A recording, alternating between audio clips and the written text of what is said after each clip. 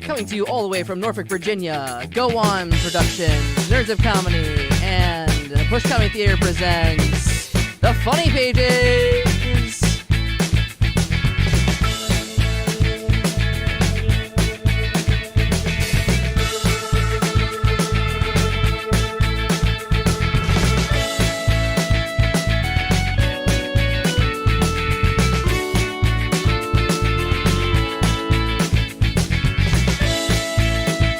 Welcome to The Funny Pages. It is a comic book talk show. I'm your host, Sean Devereux.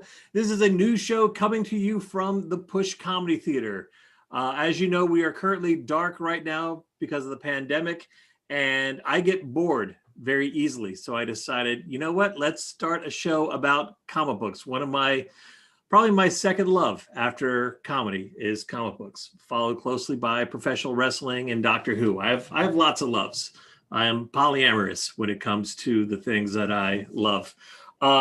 Today we have a very special show because we are talking about probably my two favorite superheroes of all time, Superman and Shazam. And joining us to talk about that is Will Harris. Will, thank you for coming on The Funny Pages. Tell the people. Be here. Thanks for having me.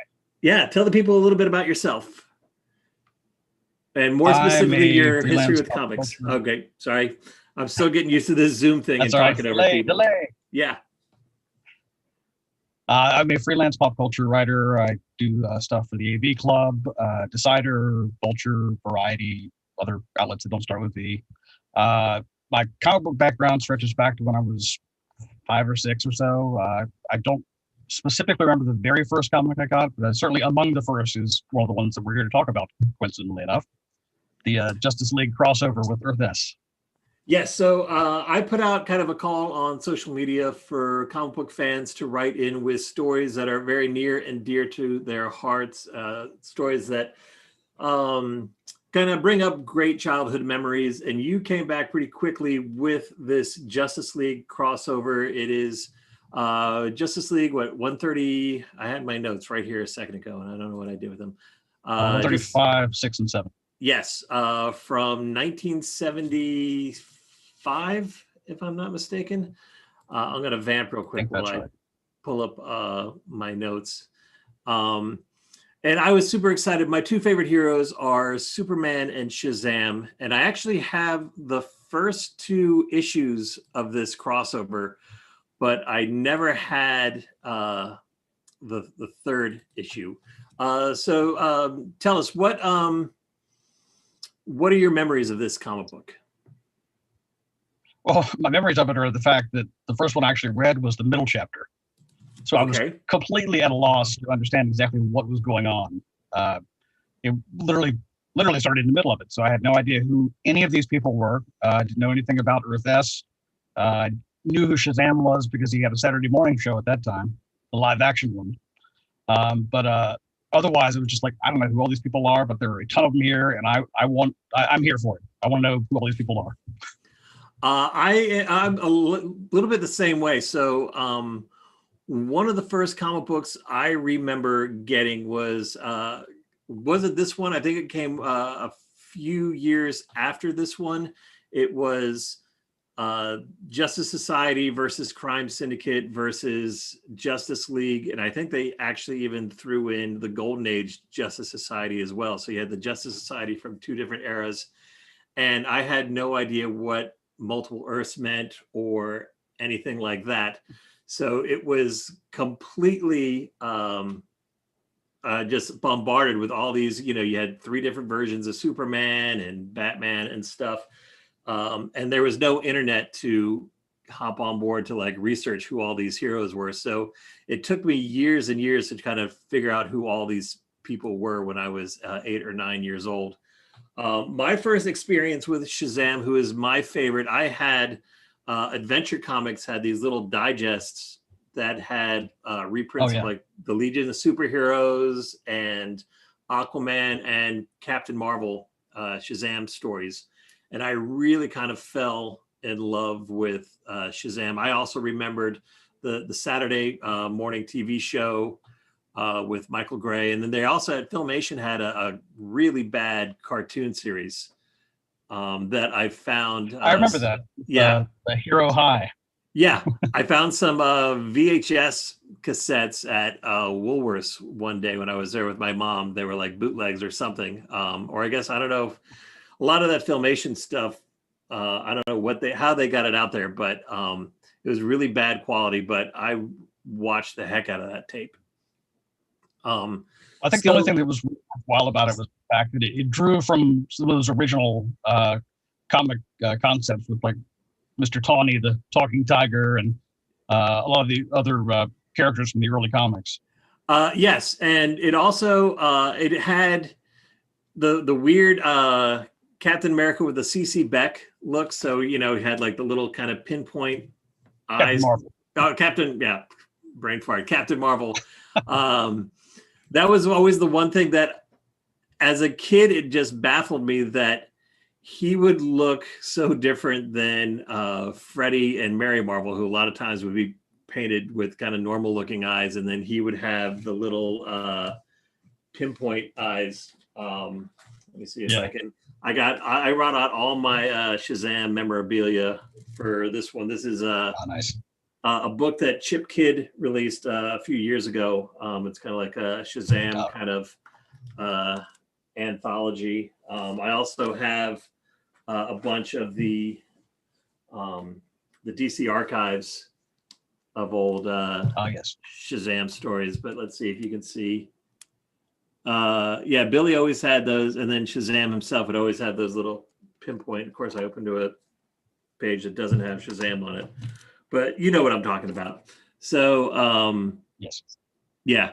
So we're talking about this Justice League crossover. So it's a weird story that if you start thinking about it too hard, it completely falls apart. But tell us about this particular story. Well, it involves a combination of the members of the Justice League from Earth 1, the Justice Society from Earth 2, which never really made any sense because those heroes actually were there first, so they should have been Earth 1. Yes. Anyway, and then they cross over with Earth S, which is Captain Marvel's world, which also includes characters like Bullet Man and Bullet Girl, Mr. Scarlet and Pinky, which is clearly a Batman and Robin ripoff. But Ibis the Invincible and Spy Smasher.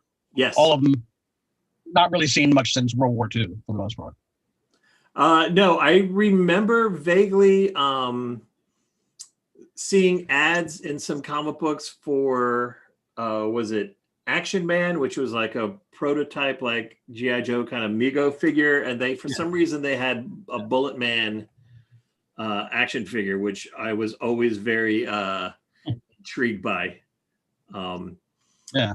And again, I got this. I didn't get it in 1976. It was probably a few years later. But again, I was really intrigued by the additional Fawcett heroes, and then Robin's costume. I think that was the first time I'd seen Robin. Yeah.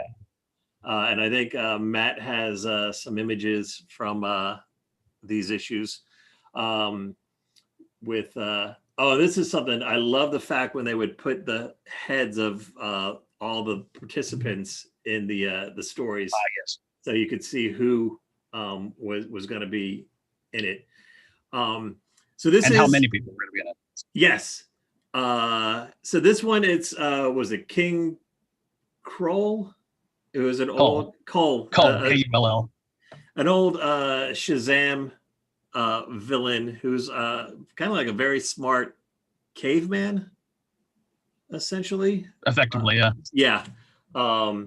Has some plan that's going to wipe out the population of Earth 1 or Earth S, and that will leave way for his people to take over. But he gets villains from Earth S, Earth 1, and Earth 2.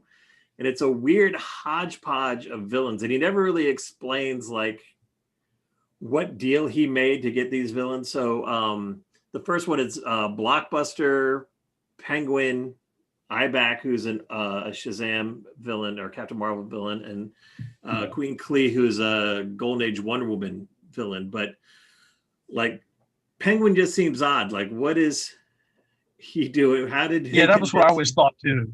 Like, what on earth could they possibly have thought that he was going to add to that situation? Yeah. Or like how much Umbrellas, money? that's it. Exactly. Later on in the next issue, the Joker shows up, and you can kind of understand that just because, you know, he's a chaos machine. So, I mean, he might be down for anything related to that. But Penguin always stuck out to me as like. No, I thought the arrival of the Joker I thought was particularly interesting because of the fact that he was the Earth 2 Joker.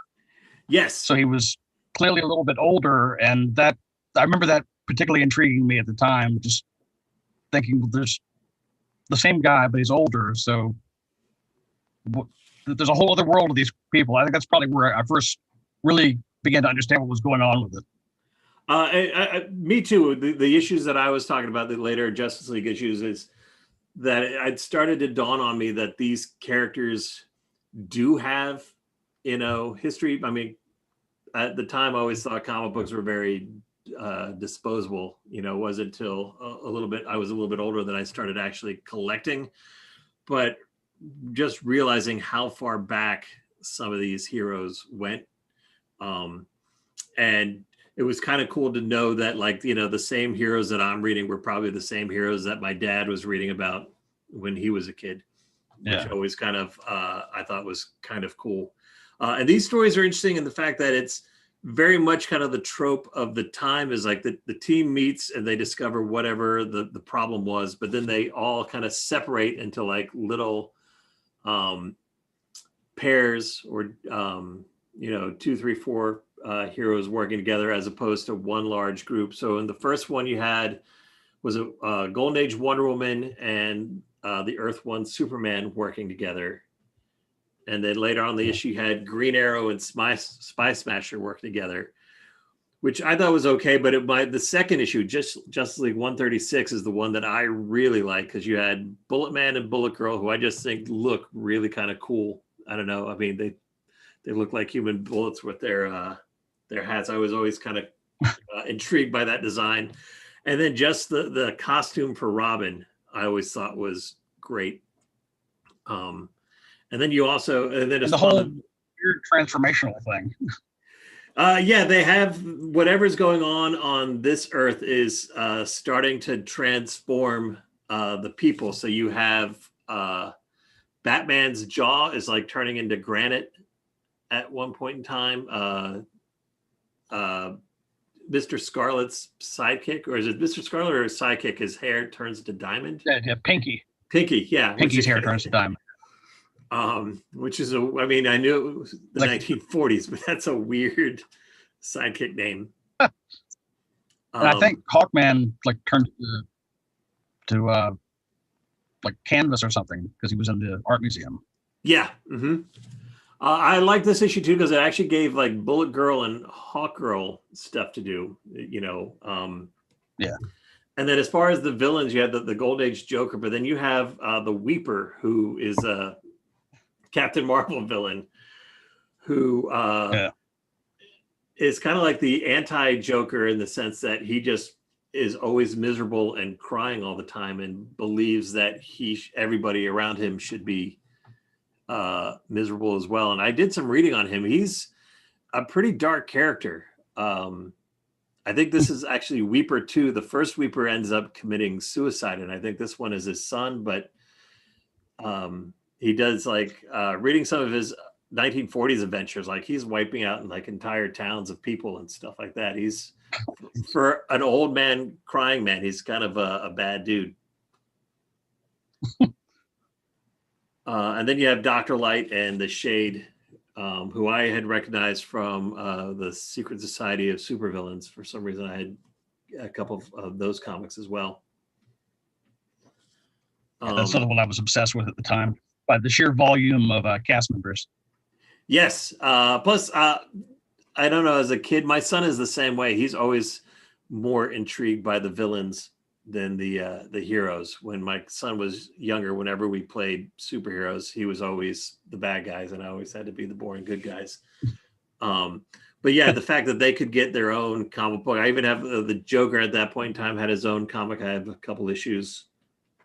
Had a couple of issues of that, which was really kind of cool. And then the last issue of this is where the cover. This is the one I didn't have, but looking at the cover is like, this is what we've all been waiting for. The first time Superman and Captain Marvel are going to go head to head, but it is pretty much a one big tease. It really is. I mean, the ending of that, I think the first time I read it, I actually flipped to make sure I had not missed a page or two. Mm-hmm. It just felt like it came to this sudden abrupt conclusion, like, and it's over. Yeah. The stuff leading up to it is pretty good. I think this is probably my first exposure to Mr. Atom, which is kind of like a giant robot, which I kind of thought was cool. You had the Golden Age Green Lantern and the Earth One Green Lantern, as well as the Golden Age Flash and the Earth One Flash, all fighting together. And then Mercury, who is one of the gods that gives Shazam his powers in there. Plus you had Brainiac. That's another one. Why is Brainiac working for King Krull? It doesn't seem very it defies logic. And Ibis the Invincible, which was some weird magician guy. The Mr. Atom sequence, there's one frame in particular where he, I think, turns him Green Lantern, Earth One Green Lantern, into just a skeleton.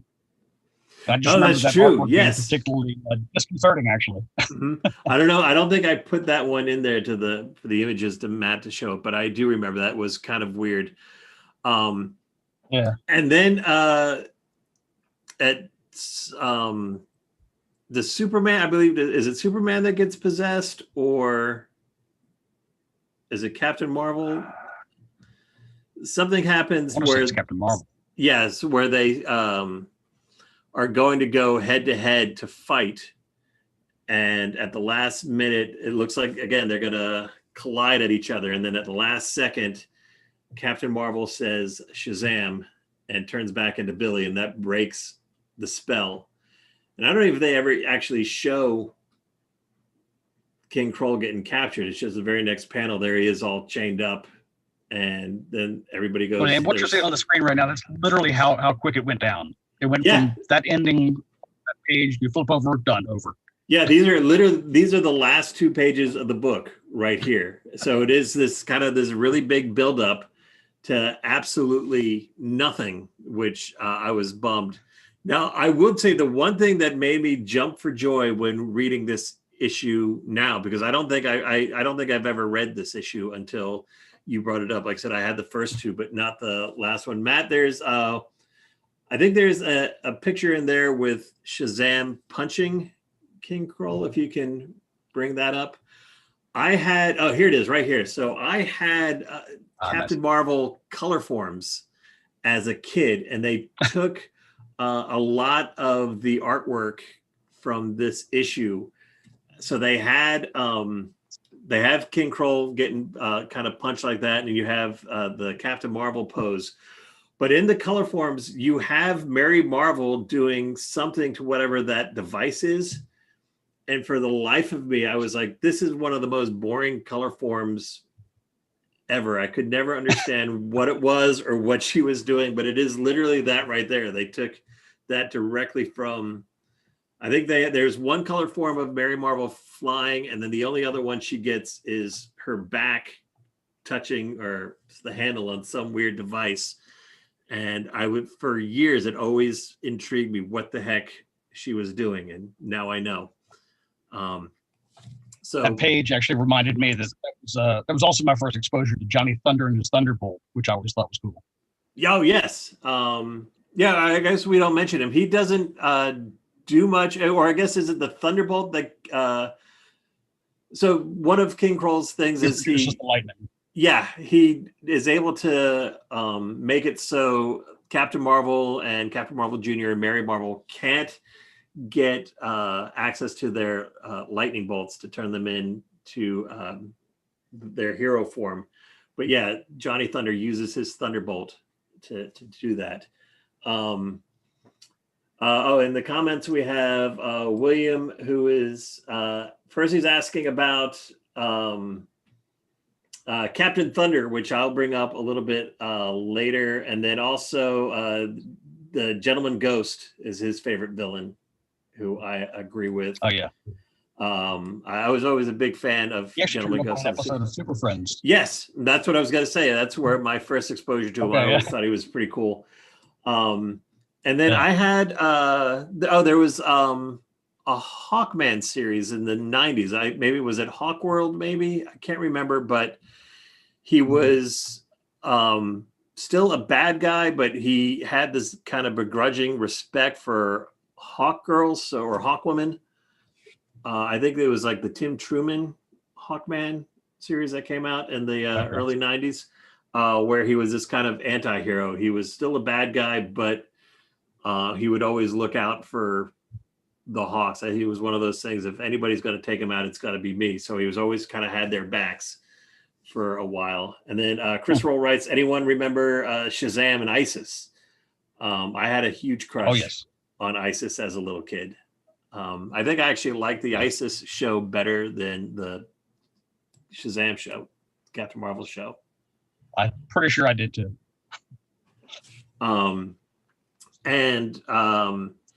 So this week, this was the very first appearance of Shazam and Superman together, Captain Marvel and Superman together, and it was a letdown for me. It was a huge kind of letdown. I thought that we'd actually get a fight in this.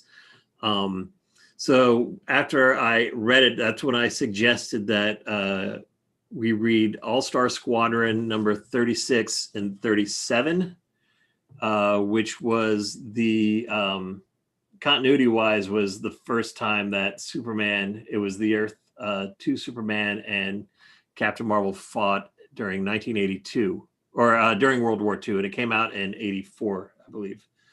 Were you able to read these two books, or were you familiar with them? I was, actually. It's funny. I also was reading online that I guess Roy Thomas had actually wanted to try and bring Captain Marvel and the Marvel family over to Earth 2 when he was doing All-Star Squadron, and DC said no because I guess the deal they had with Fawcett Comics at the time, it was going to be cost prohibitive to do that on a regular basis. So that was kind of the way out of that. He was able to bring him over for the little arc there. Yeah, I believe it wasn't at this point in time they were still licensing the characters from Fawcett, and it wasn't until around the Legends storyline that they out and out bought Captain Marvel from Fawcett. And then Roy Thomas had his chance of writing. It was Shazam: The New Beginnings, which kind of spun out of the Legends miniseries. It was kind of like a retelling of Captain Marvel's origins. So All-Star Squadron, when growing up, this was my favorite comic book. It was the first one first series I've ever, that I was able to collect all the issues. I think I started around issue 40 or so and was able to go back and get everything from issue 1 all the way to the end of the run. But I really liked this story because, again, by this point in time, I was a pretty big Captain Marvel fan. I think I'd actually had gotten some of the 1970s Shazam issues. So I was really kind of excited to get to see this book where you actually do have the fight between Captain Marvel and Superman. So this takes place on Earth 2 during... Memory serves, I think I actually bought All-Star Squadron number 1 new at Safeway. Oh, wow. Which was in the heart of Great Bridge and now is like, I think Taylor's Do It Center or something. Do-it-yourself center. I was so in love with this series. For a while, I was buying 2 issues because my plan was to cut the covers off 1 copy because I wanted to make a gigantic poster of all the All-Star Squadron covers. I just, for some reason, really kind of fell in love with this book. I think, again, it was like the history. So I'm reading about characters that my dad probably read when he was a kid. around because he grew up in the 40s. Plus, he had the whole World War II background or backdrop. And Roy Thomas, you could tell he really loved these characters because he was always going on deep dives, kind of bringing in some obscure heroes from the 40s, which I thought was really, really cool. Yes, absolutely. And this one is Captain Marvel. Something Hitler is able to use the Spear of Destiny to transport Captain Marvel and Mary Marvel and Captain Marvel Jr. from Earth S to Earth 2. And in the continuity of All-Star Squadron,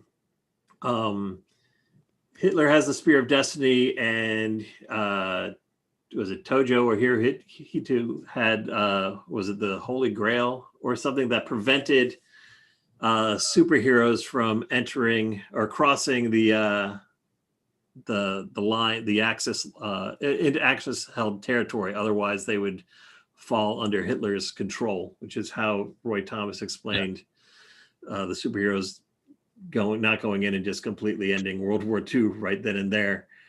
The one thing they first meet. Captain Marvel is leading a raid over London and destroys, a bunch of Spitfires and things like that. And Superman takes it really kind of personal. Superman's kind of a dick in these two issues. A little bit. I was kind of shocked because normally Roy Thomas is pretty good at almost presenting everybody as like a kind of a generic good guy. But this one, Superman was, I guess, really pissed off that somebody is kind of like stealing his power set and kind of costume. So he's just angry throughout these two issues. I also like a Plastic Man shows up in this, which I remember Plastic Man from his 70s cartoon show. I guess. And his first appearance, he makes himself look like a jukebox, I think it was, or like a soda machine or something. Yeah. Cigarette machine, maybe. Yeah. So something, whatever the 1940s would be of a vending machine. Yes, and you just have like your classic JSA lineup plus Golden Age Batman, who didn't do a lot with the JSA back in the day, but I was really kind of cool to see him. Wonder Woman, and this one you got some really pretty good knockdown, drag out fights between Captain Marvel and Superman. It was a lot of fun, and you could tell, as you were saying, Roy Thomas really loves the character, so he was enjoying getting a chance to actually write him for a change. He does. And then it's also kind of cool because whatever Hitler's able to do, he's able to separate Billy Batson from Captain Marvel, and does the same with Mary Marvel and Captain Marvel Jr.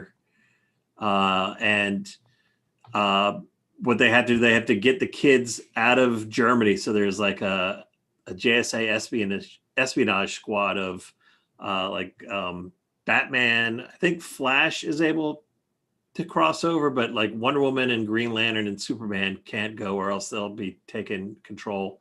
Hawkman, because he's kind of a normal guy, can cross over into enemy lines, and Plastic Man too. So they have to sneak the kids back to the Allied side, and then when they say the magic word, then they'll turn back to being normal. But you get some good action. Mary Marvel fighting Wonder Woman, Captain Marvel Jr., who I always loved as well, gets some good action scenes. This was, for me, it was a really kind of fun issue, other than Superman just being a jerk. We haven't actually addressed it yet, but I always thought that Captain Marvel Jr. had the cooler costume, just with that color scheme. I do too. Although I was always kind of weird in the sense that he could never say his own name, because he got his powers by saying Captain Marvel, which I guess is what the problem that Shazam has nowadays, because of trademark issues and things like that. They can't, even though they can call him Captain Marvel in the story, they can't call him Captain Marvel on the cover, or else Marvel will sue. So they have to call him Shazam ever since the 70s. So they've just now decided to just completely change his name to Shazam. But I don't know if they've ever explained now that he can't say his own name. So it'd be interesting.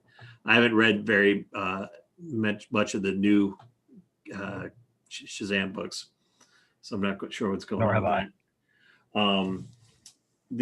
I guess the newest what I have is a few years ago, Jeff Smith from Bone did like a retelling of the Monster Society of Evil, and it's definitely very much kind of like a kid's comic. It's a lot of fun. Yeah, it is really a lot of fun. I think that's why I like Shazam so much, is that his stories are a lot of fun. Did you read any of Jerry Ordway's Shazam run? And like in the absolutely, yeah, I thought those were a lot of fun too, and just it was a different spin here and there on the mythos, but I enjoyed it, and the fact they were able to incorporate some of those other characters like Bullet Man and Spy Smasher. I think it's one of those things is, especially in the 90s during like the whole image where like, a lot of heroes were, had like the grim and gritty kind of take on superheroes. It was kind of refreshing to see Jerry Ordway's Power of Shazam book be the anti that. So this was in continuity, the first meeting of Superman and Shazam, but then the first actual meeting that in real time happened in 1978 with all new collectors edition number 58, which I had a hard time tracking down until I realized that I actually owned it, our trade paperback version. But I still somewhere in very poor condition have my original copy. Oh, really? So it was a treasury sized edition, which I have a couple of those, but I never had this one. But it was one that I really, really wanted. And the artwork is great in it. I can't remember. I know Jerry Conway wrote it, but Rich Buckler did the art. And I always kind of liked his art. And it's this wizard who looks an awful lot like Lex Luthor for some reason. It's an alien. Yeah, he's the planet Mars, although I think it contradicts the Martian history of the Martian Manhunter, but that's okay. He's trying to bring back his people, and to do that, he needs a great burst of energy. So he's going to have Earth S and Earth 1 collide, and when they do it, they'll explode, and that'll be the energy he needs. But he gets Black Adam to impersonate Captain Marvel and beat up Superman, and then do something to make Superman kind of crazy, and then Quarmar, or the Sand Superman. I mean, talk about the most obscure possible character to bring in as the antithesis of Superman. I mean, it makes sense, but at the same time, it was a really obscure character. It really was. Again, out of all the potential Superman villains, it's a villain that only made like 3 or 4 appearances. Supposedly it's the first villain he fought in what is now considered the very first Bronze Age Superman story. And I actually I don't have it with me, but I didn't realize it until earlier today when I was kind of going through my database of the comics that I own. But I have like Quarmar's second appearance from it's like a 1968 or 69 Superman. But they have some rock that gives off an energy that makes both Superman and Captain Marvel go mad. And then it's just 50 pages of them just kind of beating the crap out of each other. And Mary Marvel and Supergirl trying to stop them. And and failing miserably because given the time period, they were just girls, superpowered girls. But clearly that was the mindset at the time was, well, they can't possibly stop them. They're just girls. Yeah. And then, but I would say does have my favorite Supergirl costume. Her kind of like late 60s, early 70s, with like the small S off to the side. I don't know why I always really kind of liked that. And Mary Marvel too. I always kind of liked Mary Marvel. I really liked her in the Jerry Ordway run, but just kind of like Mary Marvel in general. So William Curry, right? Yep, I am wearing a Black Adam shirt.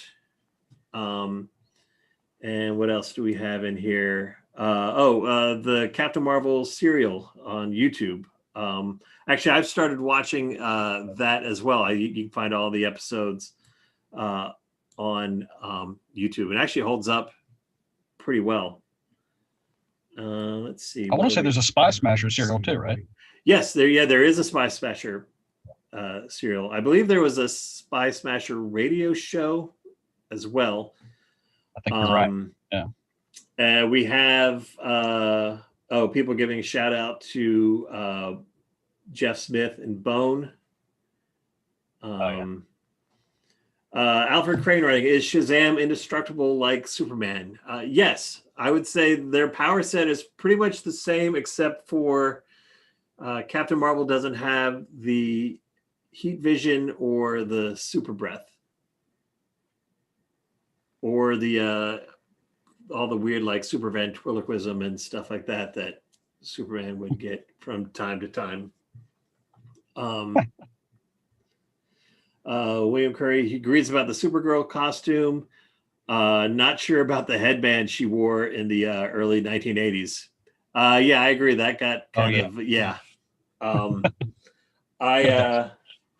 For a while there, I went on a tear collecting Supergirl. I got like a bunch of her appearances from Adventure Comics in the early 70s, and then her the Supergirl run in the late 70s, early 80s, up until she got killed off in Crisis.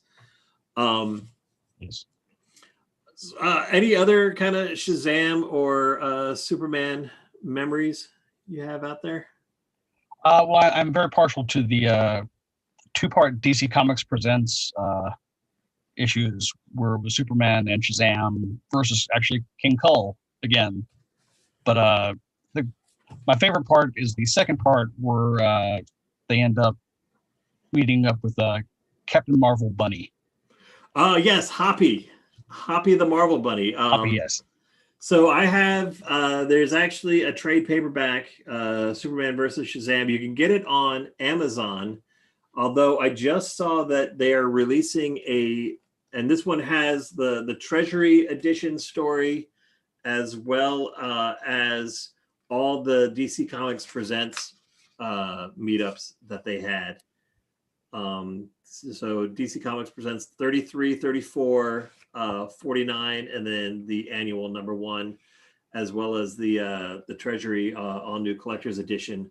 But there's a new volume that is going to be released on Tuesday. I just saw that has has all of this plus the more the modern day kind of meetups that they've had over the past couple of years. And I think that one's $19. So you can get this one for $12 or the new one next week for $19.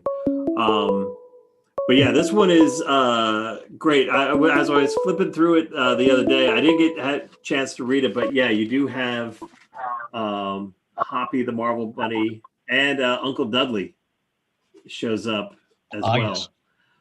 Plus Mr. Mine and Mr. Do you say mix? How do you pronounce? Is it Mixoplitic? I've always said Mixoplitic. I've said Mixoplic.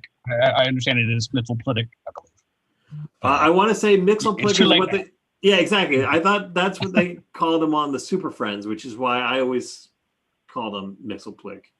We got a call. It's Alfred. Yeah, same here. Oh, we do have a call on the line. All right, put him through. Hello. Hello, this is Alfred. Alfred, how's it going? Doing well, thanks. It's nice to listen to your show tonight. I'm enjoying it. I'm calling a little late.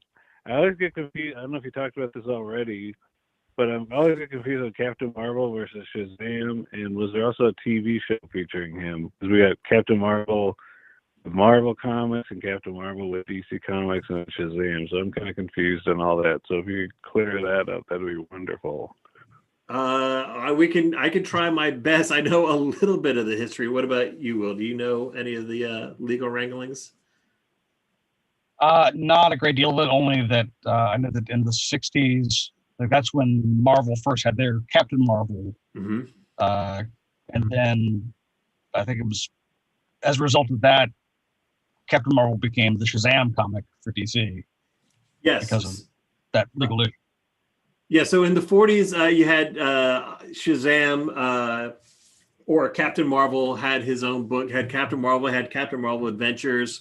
He was actually the biggest hero of the 1940s. He actually outsold Superman. But DC Comics, or National Comics at the time, sued Fawcett Publications, who published Captain Marvel. And it was years and years in the court system up until the early 1950s. And by that time, superhero comics were starting to die out. So Fawcett just kind of gave up. They were getting nickeled and dimed by lawyers from DC Comics. So they stopped publishing Captain Marvel and they let the trademark run out. So in the 1960s, when Stan Lee came up with Captain Marvel, or I guess was it Stan Lee or Jim Starlin, whoever created Captain Marvel, Marvel quickly jumped on the trademark of Captain Marvel. And then eventually DC Comics started licensing Captain Marvel from Fawcett Comics, but they couldn't call him Captain Marvel on the cover. They could only call him Shazam. I think they get on the first issue they have Captain Marvel, but I think they got in trouble for that. So, or first couple issues. This one is I got signed by Denny O'Neil, who is the writer of it. But eventually they had to take Captain Marvel's name off the cover and just call him Shazam. And then, you had the Shazam TV show in the 70s, the Shazam cartoon. And then ever since then, people just know him as Shazam as opposed to Captain Marvel. Okay. Yeah. Great. Well, thanks for that. And one more question. You brought up one of my favorites, Mr. Little Skim or Missile Flick. Is he going to come back in anything soon? And I'll leave off with that. Thanks so much for enjoying the show. Thank you. Honestly, I do not know. Like I said, I have not heard. Yeah, I've only started recently getting back into reading newer comics. I think the first one a new comic I've read in a couple of years is the Crime Syndicate comic book that came out last week, and it was pretty good. But I haven't been keeping up with modern DC. It got all too confusing with the New 52 and everything like that. Are you still reading newer comic books, Will, or? Very, very few of them. And usually only when they make it to the point of being in the local library in graphic novel form, then I'll read them. Exactly. It got to the point where I couldn't afford it. And then the New 52 it destroyed so much of the history that I enjoyed about comics that I had no interest in following it as much. I was very excited about the New 52, but only because for my birthday in 2011, my wife got me tickets to San Diego Comic-Con. So we went to Comic-Con in 2011, which it was all about the New 52. I think that was July, and the New 52 was going to start in September. So all the panels were about the New 52. They had all the writers, all the artists. We got to meet everybody. It was really, really cool. So because of that, I got super excited about the New 52. And then within 6 months, they had completely messed it up, and I kind of quit on it. And every time I try to jump back in, I've been disappointed. So I spend most of my comic reading time searching down like, old issues that I've never read before, or, trying out old series that somehow like passed me by. Like I've gotten really big into sword and sorcery comics from the 1970s. So like reading Claw the Unconquered and stuff like that is what I'm spending my time with. William writes, just read Dragon for the first time. Which one? Richard Dragon, the Kung Fu Fighter. Yes. Yeah, that was they had everybody had kind of like a kung fu phase. I even the fact that I do have like Karate Kid from the Legion of Superheroes had his own series in the 70s, which I have a couple issues of that. Oh, we got another call coming in. Oh wait, that's on my.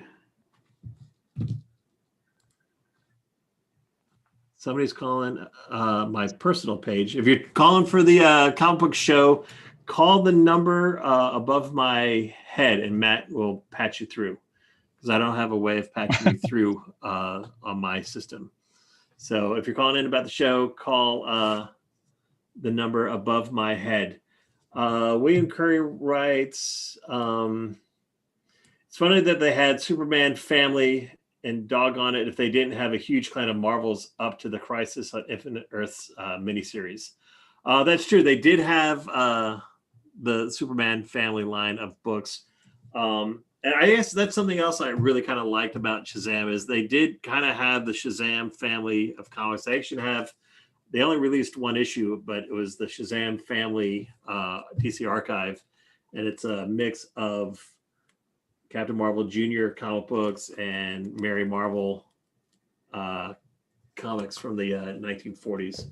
I like the fact I remember being excited in Crisis on Infinite Earths when the Lieutenant Marvel showed up for one panel. That's true. They did. Was it? It was what? Tall Billy, Fat Billy, and Hillbilly. So there was a country Captain Marvel, I believe so, yes. a tall Captain Marvel, and a fat Captain Marvel, all named Billy. And they were all, I think they were all had the name Billy Batson, and because of that, they got a piece of Captain Marvel's powers. That's why I guess the reason why Captain Marvel was so popular is, especially in the 1940s when people were less jaded, even though there was a world war going on. But it was a story about a kid who could turn into a superhero, which I think every kid can like imagine themselves being, as opposed to Superman, who was an adult who turned into a superhero. Somebody write, did Uncle Marvel actually have powers? I know he had a bad case of Shazam Bago, as I recall. Yes. He did not have powers. He pretended like he did. And he was kind of a huckster / con man. And all the others, Billy and Mary and Freddie, all knew he was faking it, but they liked him so much that they didn't want to disappoint him. So they would conveniently turn their head away or look at something so he would have time to take off his clothes and get into his Captain Marvel outfit.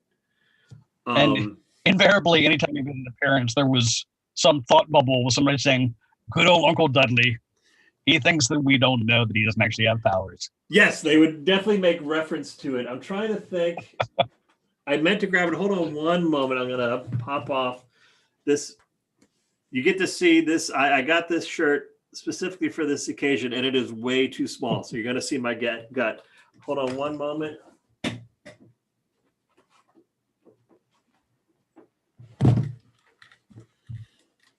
So somebody had brought up earlier about Captain Thunder. So, and I believe it's I have Superman in the 70s. They kind of did, before they brought Shazam back in his own book, they did a little trial, and I thought it was in this comic right here. I'm looking. I thought it was in the Shazam book. No, that's what I thought too, but no, it's actually in the Superman from the Superman in the 70s. So he fights a hero named Captain Thunder who has Shazam's powers. It's a little kid. And I believe, let me see if I can find his name. They did, there's all these, Willie Fawcett is the kid's name, or Billy Fawcett. Looks like we lost Will for a second. I'm going to keep on vamping until he gets back. But Fawcett was the publisher of Shazam back in the 1940s.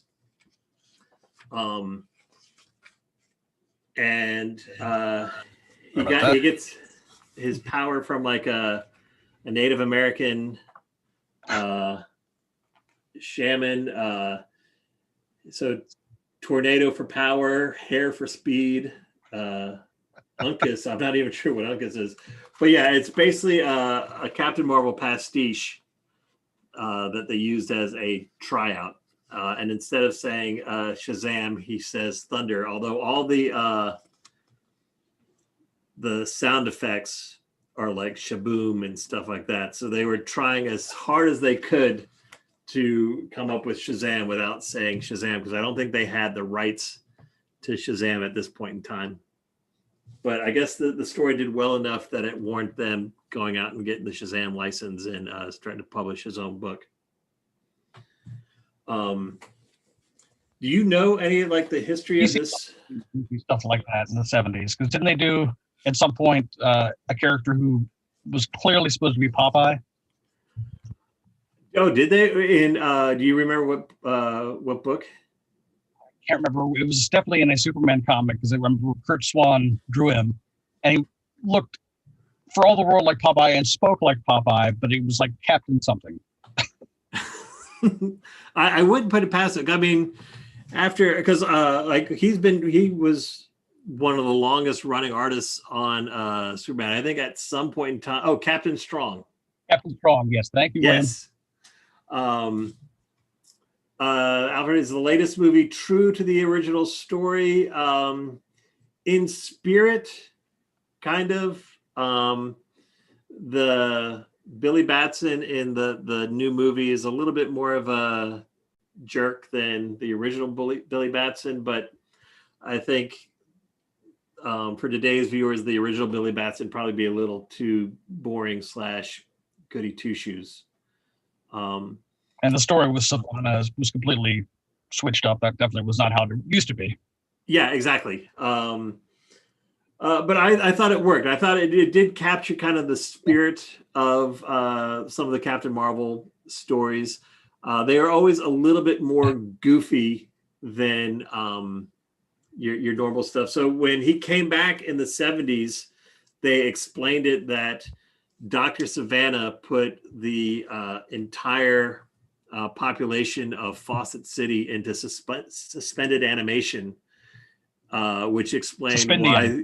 Yes, exactly, suspendium, which is why you didn't see them in the 1950s and the 1960s, and now it's the 1970s, and they came back. Something else I didn't know, that Billy Batson had a girlfriend. You see her in the Treasury edition, Cindy somebody or other, and I looked her up, and she appeared a bunch of times in the 1940s, and then they brought her back. She got suspended as well, so she came back in the 70s issues. But I never knew Captain Marvel had a girlfriend, or I guess Billy had a girlfriend. It would be weird if Captain Marvel was dating a 14-year-old girl. Well, that was a whole plot line actually in Justice Society. I don't know if you saw that, the more recent one. Yes. So it was Billy and Stargirl kind of have a relationship, but it works when he's Billy, but it definitely does not work when he's Captain Marvel. And I thought that the movie didn't want to tell everybody else his identity. So the older members of the JSA are concerned about the relationship, and he was like, I can't explain it. I'll just stop. That's something they did that in the New 52. They've done it a couple of other times where Billy doesn't want to tell the other superheroes that he's actually a little kid, because, if Batman or Superman ever found out that, there's a 14-year-old kid on the Justice League, they would probably kick him down to the Teen Titans. But I would say what was like I had something and it popped out of my head. Just the kind of lighthearted nature. They kind of had fun with a kid and an adult's body. So like, going to buy beer, going to the real estate agent to buy a secret lair. Oh, sounds like we have another phone call coming in. Is that correct, Matt? Hello? Hello. Yes, sir. Yes, sir. Sorry, was on the live stream and thought I'd call in and ask a question. Oh, sure. Who are we speaking to? William Curry. Oh, William. Nice to finally hear your voice. Thank you for watching the show. Oh, well, it's great to see a show with people talking about comics that like to talk about comics and aren't just bashing like I'm seeing so many lately. Yeah. Do you have a question or a comment? You, filling in my missing memory about Captain Strong. Yes. Yeah, I had a question about concerning Captain Marvel. What do the guys think is the best, I guess, media interpretation? I mean, I know he was in the JLU cartoon, and then they had the Filmation comics cartoons in the 60s. The live action stuff in the 70s. I mean, the movie. What do they think is the best interpretation that's caught the spirit? I would say, do you have an answer, Will? Honestly, I would have to say that probably the movie captured the spirit more consistently than any of the other things did. Yeah, I thought the movie did. There was a series of shorts that I can find them on YouTube as I'm talking. I'm trying to pull them up. A series of kind of cartoon shorts that they did a few years back, where it's like, Billy Batson is in math class and he's taking a test, and it's like, if a train leaves such and such at Chicago at 77 miles an hour and a train leaves Los Angeles, so he turns into Captain Marvel and tries to outrace these trains to figure out the math problem that way. So there's one DC Nation / Shazam Wisdom. There's like 3 or 4 of these little cartoon shorts, and very kind of Kyle Baker like artwork to them, very cartoony, but they're really kind of fun, very silly, not as silly as like Teen Titans Go, but there is a certain amount of silliness to them that I think captures it really, really well. What do you have a thought? Have you watched any of the other Captain Marvel media out there? Oh gosh, I mean, I grew up watching the Filmation stuff. I think it was Filmation. Yeah, they did the live action and they did the cartoon. They did that in the cartoon, the 60s or 70s. I remember watching both of them. The live action, I think you mentioned it earlier. I guess I liked Isis more than that. The Billy Batson in the live action never really felt like Billy, if you know what I mean. I got really excited. They released them on DVD probably about 10 years ago or so, and I bought the DVD set. And they are really boring. They're not very, very good. They had no budget, so you didn't get a lot of Captain Marvel, and mostly got really old Billy Batson driving around in a Winnebago. And a Winnebago. An old guy named Mentor. The older, I don't remember, it's supposed to be Uncle Dudley or a version of him or what, but and it's very on the nose. He was called Mentor. Yes, and the guards would be like. I love the fact that they adapted Uncle Dudley and tried to make him a mentor by having him grow a mustache. Yeah, exactly. Yeah. And the guy, I would say the newest one is pretty good. Shazam, while there, I guess they would speak to him, and basically it was just cutouts where they would animate the lips, and that was it. I mean, it was cheap animation. Yeah. Mm-hmm. That's filmation in a nutshell. Yeah, exactly. Yeah, as cheap as they could possibly go. I do know they released, it was last year, I think early last year, a Shazam Lego movie. It was direct to video, but I haven't had time to watch it yet. But I've been impressed with most of the, or at least my son has been impressed with most of the Lego movies, direct to video movies that have come out. So I might give that one a shot. Oh, one thing. You were asking about, I think we were talking earlier about the, and sorry, this is a little off topic, about the Popeye variant, Captain Strong. Yes. I was going through my stuff. I found it was in Action 420 or 421. And the weird thing about it is that he ate, it was some type of seaweed that was irradiated by radiation, and that's what gave him his strength. And he could, one of the strangest things was that somehow he could fly by being able to sort of swim through the air. It was like, I wasn't sure what DC was trying to do with that. Yeah, I just pulled it up online. It is literally the spitting image of Popeye Bat. I'm gonna email you the photo real fast if you can pop it up. You don't have to put it on the background or anything like that. You can just pop it up because it is. I don't think I've ever seen this comic before, but now I'm gonna I'll go to Comixology and track it down. And it's just sort of like, if I remember correctly, he also spoke the whole "I am what I am," pentameter or whatever. Oh, really? The Popeye speak. Yes. Yes, exactly. And it was called Sacha. It wasn't spinach. It was called Sacha or something like that. And it was seaweed. But he would eat this radioactive seaweed, and that's what gave him his power. And I don't think he showed up in just a one shot. Maybe he showed up in another Action Before Crisis, but I don't remember anything else. It looks like I have to wonder how much pot was being smoked in DC Comics circa that issue. I mean, there's got to be some pharmaceutical explanation for. Let's do Popeye, but not Popeye, man. Let's see. It was written by Carrie Bates and drawn by Kurt Swan.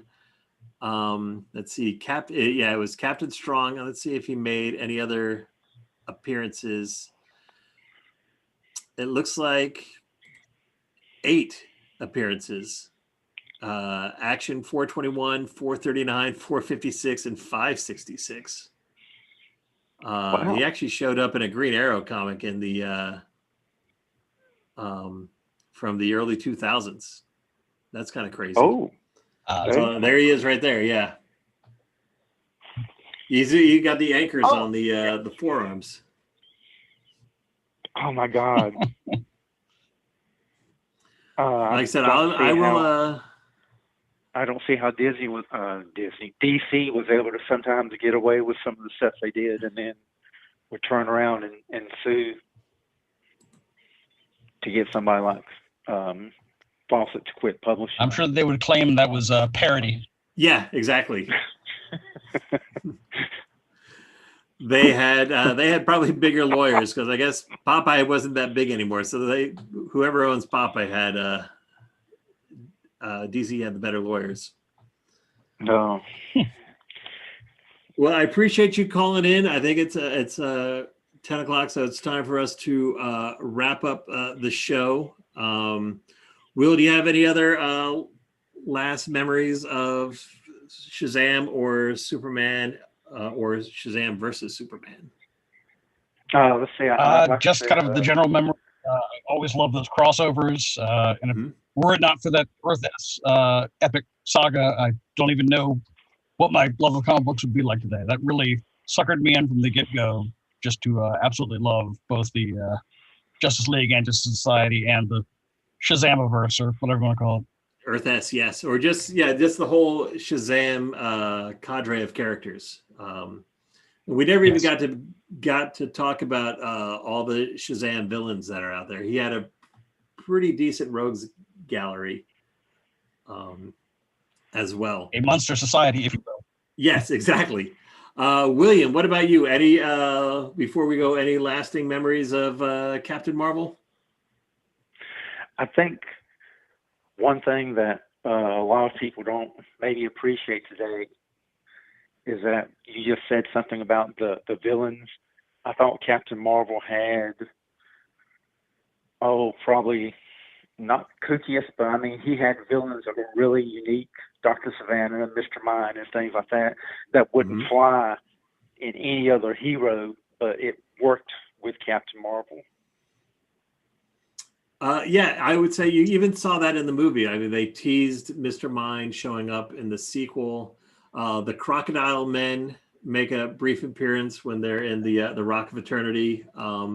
I think you're right. There's something about this character that those kind of goofy villains work, whereas they might not work for Batman. I mean, Batman has some kind of goofy villains, but with like Tweedledee and Tweedledum and the Mad Hatter. But I think Shazam villains are still kind of, as far as the goofy scale, kind of take the cake. Agreed. Well, I thank you both. Also, thank you to Alfred for calling in as well. Will, thank you so much for being on the show with me tonight. Go ahead and check out, if you want to catch some of Will's articles. Like I said, you're kind of like a pop culture savant with a lot of your stuff. It is willharris.substack.com. Is that correct? Yes, I've been just recently started on Substack, but I'm trying to expand my portfolio, digging out some stuff from the archives. Interviews never actually got published elsewhere, and hoping to make it much more of a thing than it currently is. Awesome. And Matt will put the link in the chat so people can go check that out. Next week, we are going to be joined by Ed Carden, one of the original members of the Pushers, one of the founding members of the Pushers. We're going to be talking about What If. We've been doing a lot of DC lately, so we're going to jump back over to the Marvel side and talk about some early What If issues. Ed and I have known each other for 15 years, and a lot of our topics or conversations are always about, we make up our own what ifs about not only comic books, but just life in general.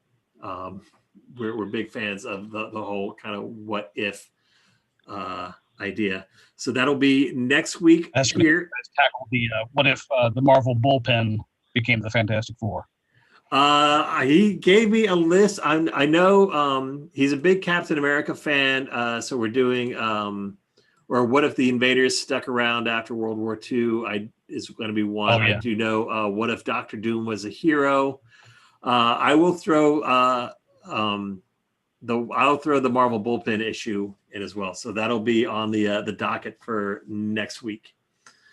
Will, thank you very much. William, thank you very much for calling in. You too, Alfred, out there. And we will see you next week on the Funny Pages.